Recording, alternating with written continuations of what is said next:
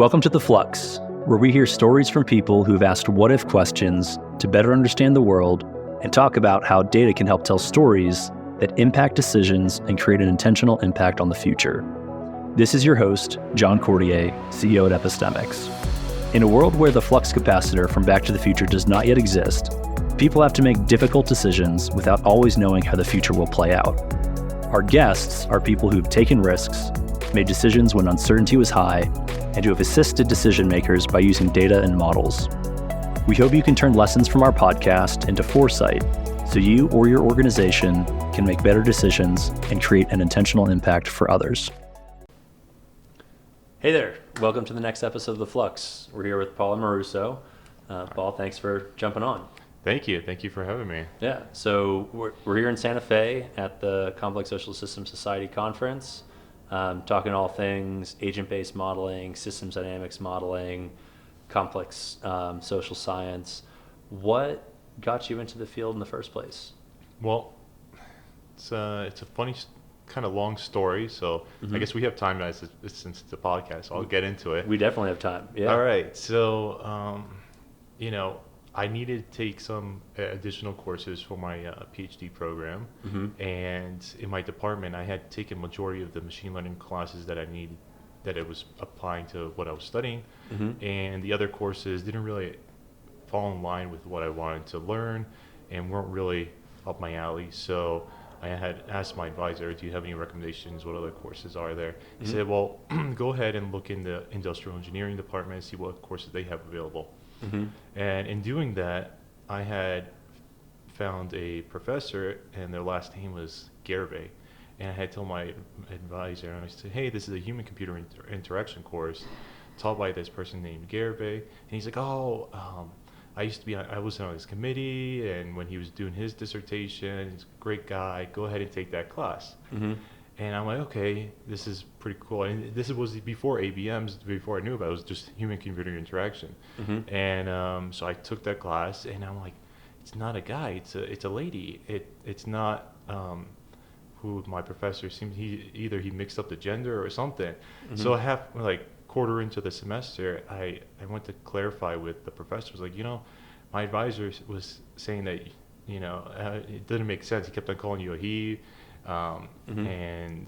And he was saying Ivan, and you're not Ivan. He's like, oh, that's my husband. That's what she said. And I was like, oh, okay. So that clarified. It was hilarious because the first couple of weeks I'm sitting in the class, I'm so confused. Like, the story doesn't make sense, but the same last name, same department. Anyway, so I enjoyed her class. I did a research paper with her in human-computer interaction, with user interface and so forth. Then the next semester comes, and I'm like, well, let me try to take this Ivan Gerbe's course. And that semester he wasn't teaching, so I ended up taking what was his advisor's course, which was complex adaptive systems.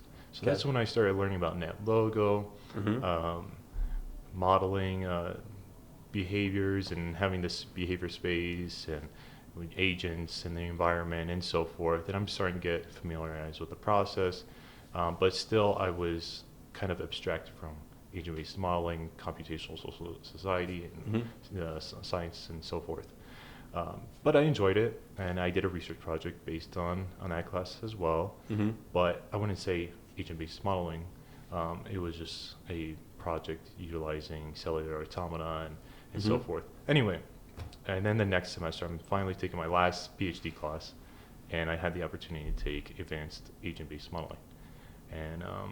And that's kind of how it led me to here. So we had to do a project for the class, and I was trying to think what kind of projects to do, and finally a project came to mind, which I presented last night as a poster presentation, and trying to find a conference to present it at, because I was starting to get there where I was like doing these classes, and I wanted to have these projects presented at a conference to get the most out of my project that I did in that class. Like, I could have just gotten the grade and been done with it, but I wanted to get as much as I could from the project. So anyway, Ivan Gerbe suggested I still go to this conference. And I'm very grateful I actually decided to come, because I've met you, I've met so many other people in this conference with various backgrounds.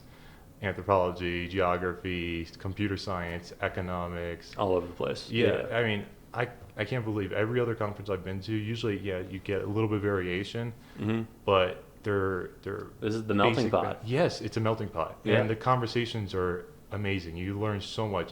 You would think that having so many different various backgrounds may cause like I wouldn't say miscommunication, but more of a divide between the people in terms of their background, what they can come in commonality with and discuss ideas. But actually, it's totally opposite.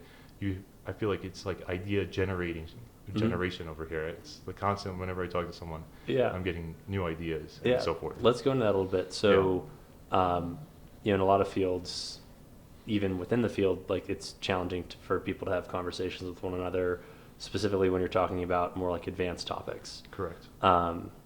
You're calling out that in the complex social systems, universe, you named like 5 different, disciplines, but we're all here having similar conversations and can communicate with one another. What do you think is a driver of that? Is it a tool like NetLogo that brings people together so there's some commonality? Is there like some way of approaching questions or the way that questions are framed? What do you feel like enables that communication to happen? So I kind of came up with this conclusion before this podcast, actually, earlier this morning. I was thinking about it because I'm listening to all these different conversations. And I don't really necessarily say it's NetLogo per se, because when I'm listening to all these other presentations papers, not everyone's using NetLogo. It's a variety. But yet I can still understand majority of it, and we can have discussions that don't even have NetLogo in regards to them. And I mean, some of them do, but not necessarily all of them. And I think it comes to the point of explainability, and everybody in this conference, at least in my opinion, they all talk about these agent-based models and computational social sciences for the explainability purpose, and everybody's talking about like, oh, you have these traditional or LLMs and other approaches of AI, which black box, but we're trying to have a transparent box where we understand, we can go back and look. And I think that's the main focal point, is everybody has that main intention of having explainability in their research, and they also follow through on that in their conversations with one another, is having a more explainable. It's not just like, oh yeah, this jargon of words, and you just see like an output of like, oh, performance or accuracy or something, and you can, I see where their intent was and I see the outcome, but I have no idea what they're talking about in between, because that's like very specific to their niche research and their jargon and so forth. And actually, I'm taking a credit class that's not really supporting my not my degree, but like for my PhD, but it's just an additional tech elective this semester, and it's called engineering. It's a special electives communication course for engineers, and one of the main thing in that class is being able to communicate with other engineers or other non-engineers, to explain to them what your research is actually doing, because my field particularly, when I go to other conferences, especially when you get into technical stuff, like I said, the jargon, it's not very explainable. Yes, you can see there's really great outcomes, and I think that model that they do in their research is followed through with their communication amongst themselves, and that's we've heard that a few times on this podcast before. The idea that agent-based modeling and this like whole area, it's about explainability. It's about understanding the why of how are these things happening, and so in somewhat it's like the spirit of the people that get into this area. It's less about I'm predicting the future, I'm running this thing at scale. It's, well, I understand how to make a better decision, or I understand how the system works and how we can apply that to making a better decision. I think that's part of like the spirit of the people that get into this. Yeah, it's all about, I want to understand what's going on. I want to learn more. And that learning and understanding and also explainability is just presented through every conversation. It's not like trying to gatekeep any information. Everybody's really open about how their system works, what they've learned, and they all want to help each other and say, I think if you add this information diffusion aspect to your project, it might explain a little bit more to what you're studying. And it's like, oh wow, I'm getting all these ideas and it's making sense. And I don't know, this is a unique conference. It's my first time being here. I just started really getting into ABMs and understanding this side of research as of like earlier this year. Sure. So I am very new to this area compared to a lot of people that you had on this on this podcast that are like the founding fathers of this research. But I am just grateful to be on here and learn so much from my fellow researchers now in this conference. So I'm grateful. So, Paul, we probably have time for like one or two more questions. Yeah. One thing that I always like to ask people, so you've kind of stumbled into agent-based modeling, it sounds like, from the recommendation of a course that led to another course. Correct. And kind of just trickled down.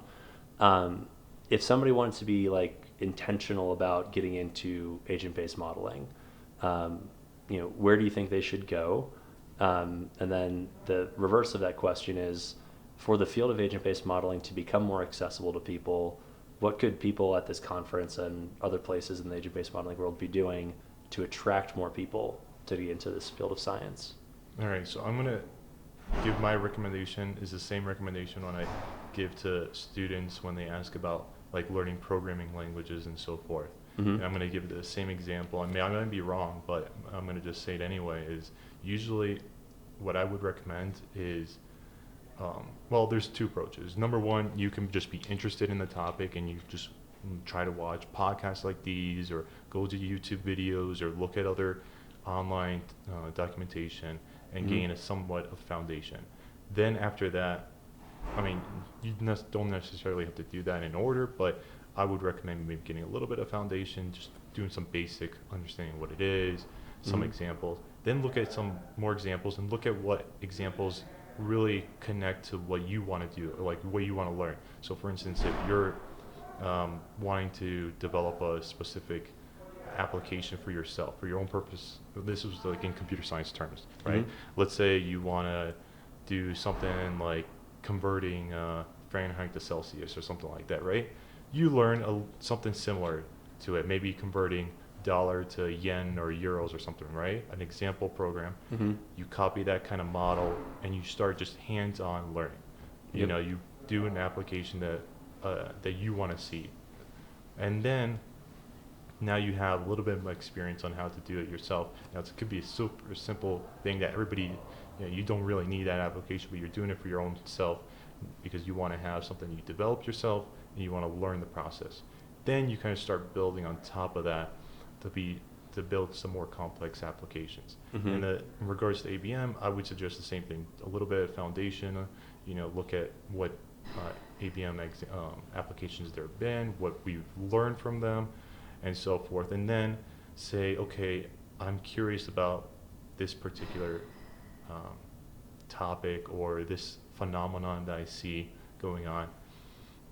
Let me see what other ABMs, if there are anything similar in some slight sense to what you want to understand and develop, and then take that inspiration, build what you want to do, or what you want to, whatever topic it could be, and then go from there. And that's my recommendation in that. And I think maybe you had a second question. So that's a person looking into the field. Yes. So like the field looking at growing itself.